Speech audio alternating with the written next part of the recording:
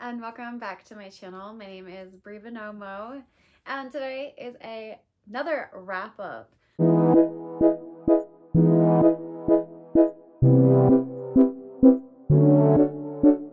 We are already into a full month of 2024, and what a month it's been. If you watch my vlog, then I kind of recounted a lot of my mental health stuff, I suppose, and my struggles with motivation and getting back into good flows. So I'm not going to talk too much about that in this wrap up, but I do recommend that vlog. There is a lot of cool stuff that I talked about in that video that I will only touch upon in this one. But if you are new here, then hi, this is the time of the month where we're going to talk about the books I read, the things I wrote, and just a few personal life tidbits. So let's kick it off with the books I read.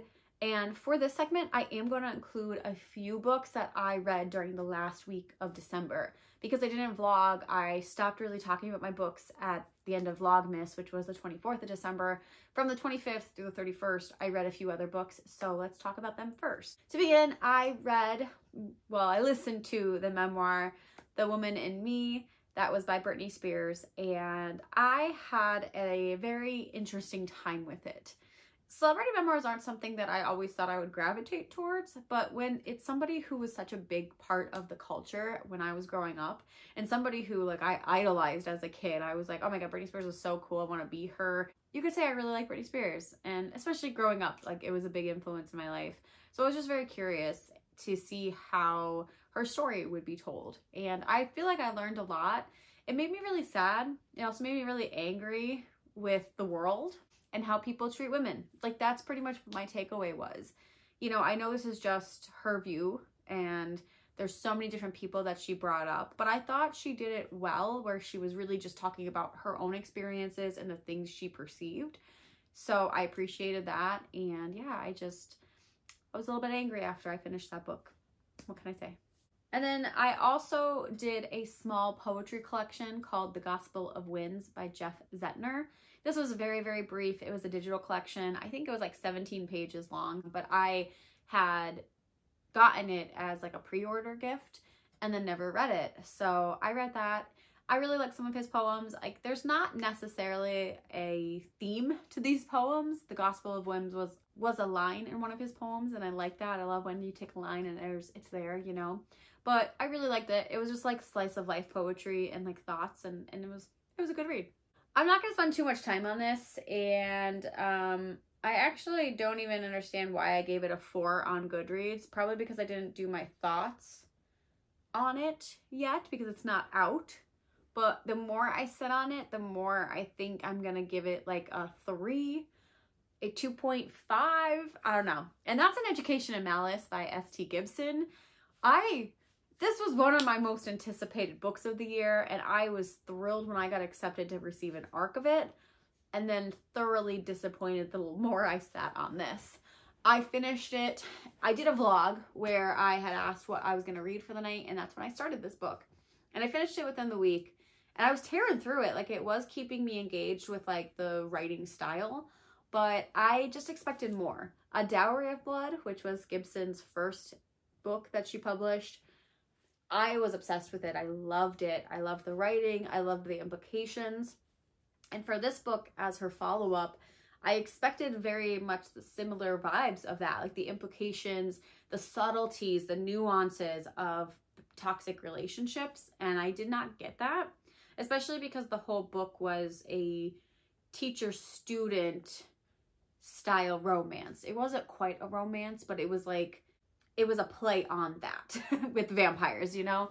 So I just really expected a lot more, and there were a few plot lines throughout it that just fell off the face of the earth or didn't matter, which were huge plot lines, they should have mattered, but they didn't. And the chemistry was just lacking. It was just not what I wanted it to be. And it sucks because I was all ready to pre-order the copy from Fairy Loot, the exclusive edition, and I don't think I'm going to. It sucks. I was so excited for this book, and the fact that I'm I'll pick it up if I see it in a yard sale is not a good sign. That's really how my rating should be. I don't even want my own copy of this book. I'll pick it up at a yard sale. It was good. I'm going to recommend it, or I need my own copy, right? That's really what my rating should be. That's like how I judge books. If I need multiple copies of something is like the highest praise. And yeah, if I see this at a yard sale, I'll pick it up there for $1 or $2. And that's just it. It makes me sad. I have nothing else to say. That's good anyway. And then we're going to get into some good reads because I read a lot of good stuff in January. The first being Emily Wilde's Encyclopedia of Fairies. This is my first 5-star of the year. I love this so much. This was like perfect cozy fantasy. I loved Emily and Wendell's banter. I love, like, it's low stakes, but I love that, they're still there. They're still like, ooh, what's going to happen next? But it's nothing like too drastic. I love the little quirkiness of Emily in particular. Like, we stan a neurodivergent queen. And I was just really happy with this. I am very, very excited for book 2. This is a book 2 that I'm going to pre-order from Fairy Loot because I need the matching edition now. And one that I'm very excited that I read this year. So if you haven't read this book and you want some cozy vibes with some fairies, with fairies that are like adhering to fairy lore, not, everything else, pick this up. And then I'm going to have a lot of editions that are either I read them digitally or I lent my books out for the time being. So bear with me. First one I'm going to talk about real quick is Bound by Treason by Eliza Tilton. This is the first in a myriad of novellas by several different authors. And this is kind of a prequel to another series that Tilton wrote. And it very much does feel like that. It's also very short. So I picked it up because I wanted something like a palate cleanser, something really quick. This was perfect. It fulfilled that. However, there was a lot of things that I didn't find matched up. Like, first of all, this is supposed to be like a series of romance novellas that are introducing you to the author's worlds. And I did not feel like this was a romance at all. Like, throughout most of the plot, it didn't feel like a romance. And then I felt like the romance was shoved in at the end. Like, you knew it was going to happen because there was a few lines here or there, but it didn't feel natural at all. I also thought the author had a really good setup for this intense family drama, which is the problem because it was trying to be a romance when the family drama was really, really just there. It was good. It was interesting. I felt for the main character and like all this bad stuff happening to her. It just didn't go anywhere. So overall, it was fine. I got it for free on Stuff Your Kindle Day, and I'm happy that I bought it on Stuff Your Kindle Day because it wasn't something that I don't think I'm going to read it again, but it was fun while it lasted. Next, I read The Will to Change, Men, Masculinity, and Love by Bell Hooks. This was a really good read. I've been on my nonfiction kick, as we know, and you're going to see that I'm still on that nonfiction kick. But I read this one based on Reads with Rachel. She recommends this book all the time, and I was like, yeah, I have a lot of male clients right now that are really struggling with this concept of masculinity, so I read it.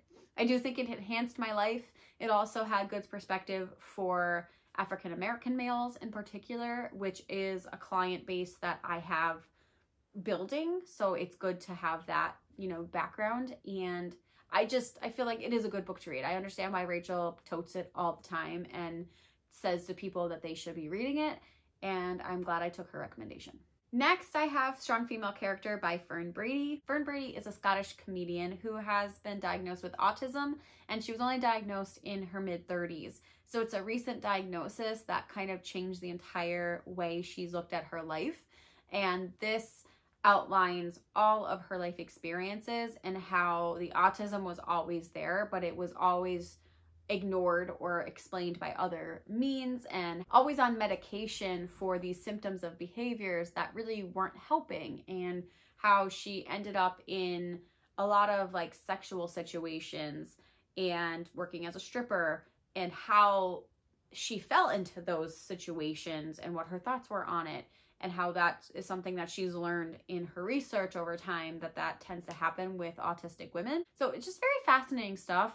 I personally feel like I learned a lot from reading this book. Now, Fern is not a therapist or a doctor. She is a comedian, but I do think her experience can shed light on other people and just like the signs and symptoms that are there, and also how isolating it can be. I think a big theme of hers was the isolation, because she couldn't explain why things were happening, why she was doing something, why she couldn't connect with people. And, you know, she started thinking she might be autistic after talking to some people, but nobody would actually take her seriously. So overall, it was a great read. I really do recommend it, especially if it's just something that's going to enhance your life. And I do think this is. So go read it. Then I received another ARC that was called Sociopath by Patrick Gagne. And Patrick is a psychologist now, but she is a diagnosed sociopath, hence the title. And very similar to the Fern Brady train that I was just talking about, this is a memoir, and it talks about Patrick's life as a sociopath, how she struggled with the lack of emotion and the lack of feelings that normal people experience, and how because of the lack of feeling and feeling wrong about it, she was inclined to act out and do illegal things, such as breaking into people's houses, stealing their cars, and just being mean to people because it made her feel a little bit better. It was a very, very fascinating read. I was hooked from the beginning. Like, I could not read anything else because I was so invested in her novel and her life. And again, as a clinician, it made me very aware of things that are just outside of my scope. And because she's a psychologist, there's like the added benefit of like, she's talking about her life experiences, but she's also been researching this for many years, and she's petitioning to get sociopathy back in the DSM. It technically was in there, but it was never actually in there. And she's advocating that it should really be a spectrum, like where we have empathetic people, like people who can experience all their emotions. And then we have this range of, you know, sociopathy, where you may have more difficulty. And at the extreme end, you have psychopathy, where you literally can not feel. Like, you're incapable of feeling remorse, guilt, empathy, shame. Sociopathy, on the other hand, is more of the, I can learn it, it just might be a little bit more difficult. So overall, I learned a lot by those two books. And if you're going to pick up something and learn something this year, please do. Sociopath comes out in April of this year. And lastly, I'm going to talk about real quick these two books. I finished the Girls trilogy, Girls of Storm and Shadow and Girls of Fate and Fury, and I am dissatisfied. Girls of Paper and Fire, I read that twice now, and both times it was a 5-star. So the fact that this series just flopped for me in the end is very sad. It got boring. I'm going to spoil just a bit, but in the beginning of the book, in the first book, they escape from this court, right? It's not a huge spoiler if like you don't know all the details, right? But they escape from this court. And all of the like intense moments were in the court because of the circumstances that they were in. And I felt like that was lost by the time we got to these two books. And in particular for book 3, it really felt like it was trying to do what Mockingjay did. And if you guys are not new here, then you know how obsessed I am with the Hunger Games. And I think it's a brilliant, brilliant series that does trauma very well. And this like really had a lot of mirrors to what Mockingjay did. We had the main couple being split up, where one was kind of being tortured and the other one was, you know, trying to get back. We had the political symbol, you know, the Mockingjay. We had that in here, and I don't think it was done well because I don't really understand why it was done. Like, I don't know what she was trying to symbolize. And we also just had like the, which ruler is better? Neither of them. Like, there was just a lot of parallels, like, you know, the coin snow debate, but it just didn't land because Suzanne Collins had a really, really good understanding of the politics of war and the people involved in them. And I would go out on a limb and say trauma as well. She just really writes trauma very well. While I think the author does a really good way of handling individual trauma, like she has a really good understanding of especially sexual trauma and disability. And especially in this book, like both of them were done really well, but the bigger plot of it all, like the bigger implications of it, just didn't work for me. And it wrapped up very nicely, which is not a bad thing. Don't get me wrong, it's not a bad thing. But because of all the traumas that were implicated in all these books, the fact that it ended so nicely, I was like, what do you mean? They're traumatized, right? They just didn't get over their trauma. They didn't work on anything. They've been in war this whole time. Whereas that's why I think I appreciate Mockingjay so much more now, because at the end, she's not completely fine still. She has still been impacted. And I mean, she by Katniss. Katniss is still impacted by the years of trauma she's been through. Like, she was through trauma since birth, and that's not just going to change, but she's working, right? She's trying to do what she can, and her and Peeta are meeting each other halfway with what they've been through. This just felt so put a bow on it and let's forget all the bad things happened. So I don't know. I wish it ended right at the war. Like, after the war ended, there was a scene or a chapter that like worked really well as an ending, and I just kind of wish it ended there. So I'll keep these books. I may revisit them and maybe I'll change my mind. But for now, this was a pretty disappointing read overall. So let's move into the things I wrote. I don't have a lot of updates. I really would go ask you to go watch my vlog. That has the bulk of the updates. But for now, in the month of January, I completed a full manuscript critique. It went well. I do feel like I gave a lot of good ideas and feedback, and I'm hoping that the author appreciates them. And I'm totally open to working with her on one-on-one stuff if she wants more feedback, because I do think she has so many good ideas for this story to get stronger and stronger with each draft. So I'm very happy for her. So I finished that. Aside from the critiques, I got a short story rejected, though another critique partner of mine gave me some great edits, and I have not gotten back to that as for the aforementioned work I've been doing for other people.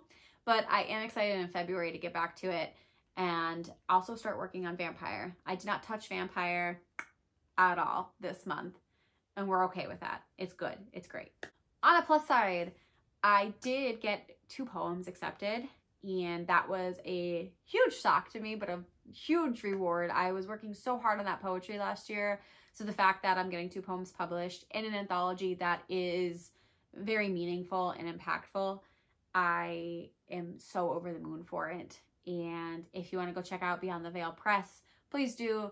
I will update you guys when I have more details, but I literally just signed the contract at the end of the month, so I have no movement on that yet other than it's out there. I'm gonna be published.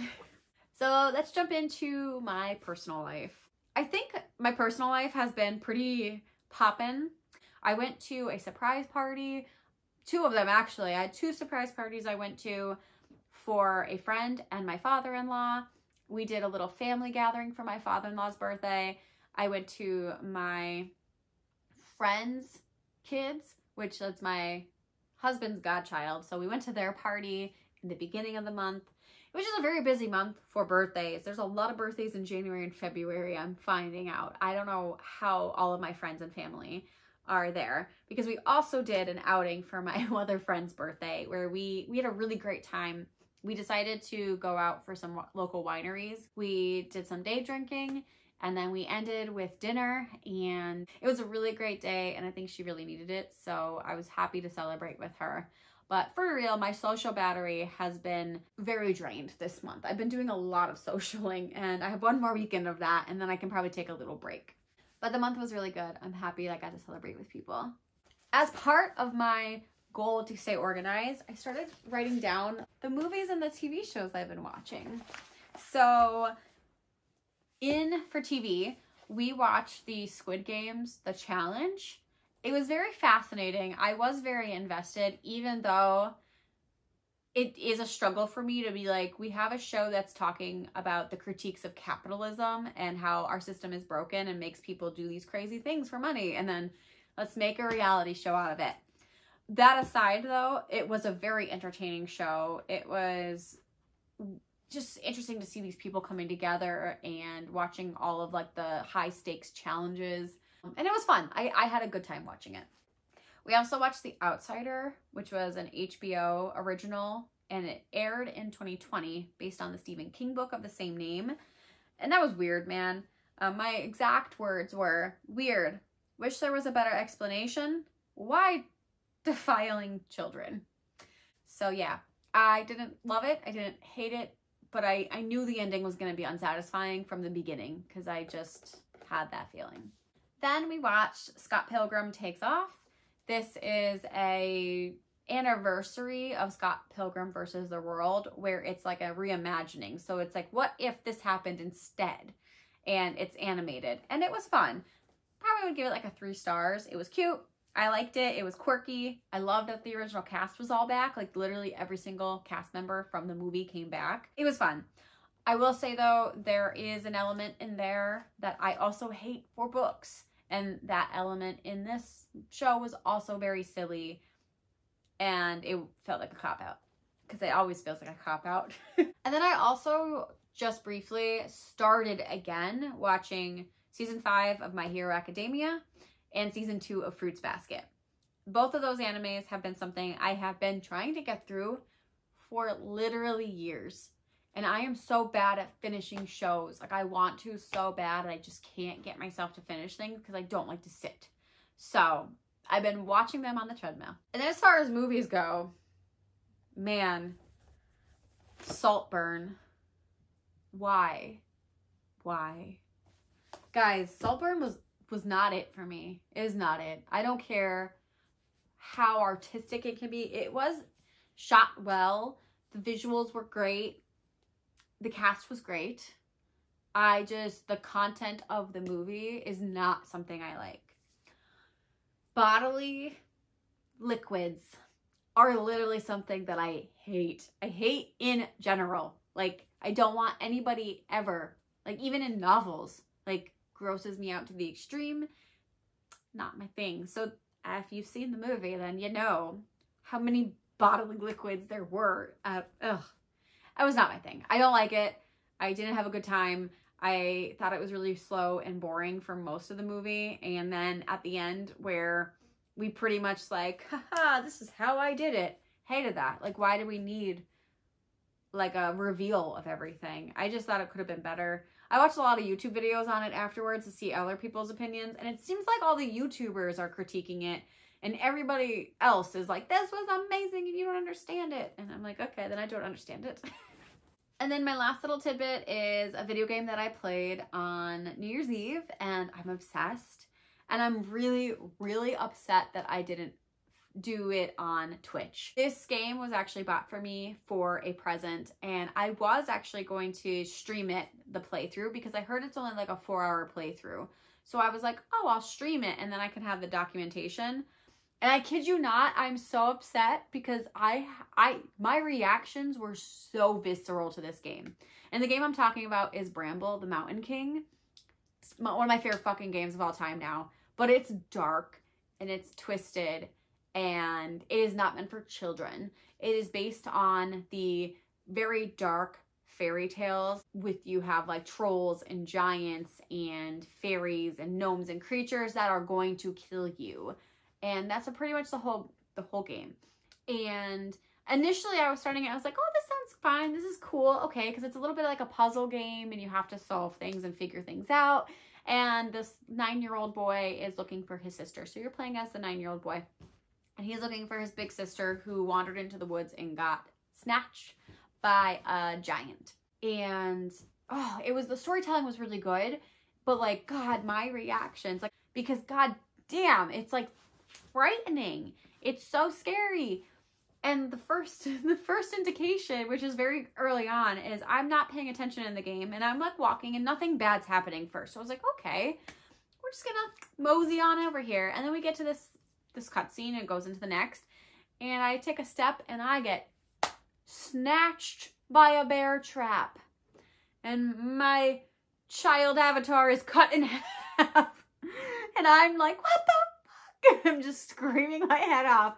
Because it scared me, because it's loud, and I feel like I'm in the game, and oh my God. So that was me, the entirety of the game, was just me screaming and panicking and being like, what's next?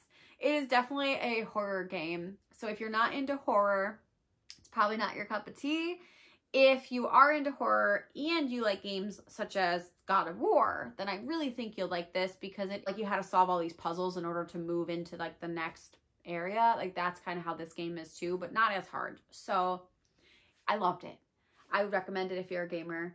But yeah, I was terrified and my heart was pumping the entire time, and it was a good time. So that's my January, guys. I guess I had a lot going on, and I probably rambled a lot more than I wanted to in this video, but because I haven't been vlogging, I had a lot to catch up on. So let me know how your January went. Did you start off with your goals going strong, or have you been taking your time with them? What you write this month, what you read? Let me know. And until next time, I'll see you then. Bye.